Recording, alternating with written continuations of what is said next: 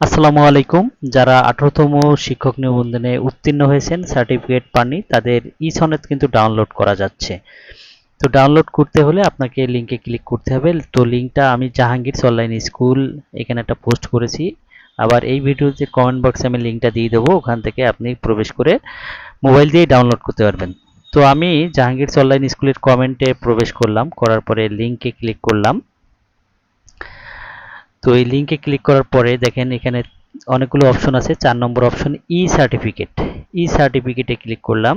ই সার্টিফিকেটে ক্লিক করার সাথে সাথে ডাউনলোডের এখানে দেখেন ই সার্টিফিকেট বলে একটা অপশন আছে। এটাতে ক্লিক করলে আমার 3টা অপশন আছে, এক্সাম, ইউজার আইডি এবং পাসওয়ার্ড।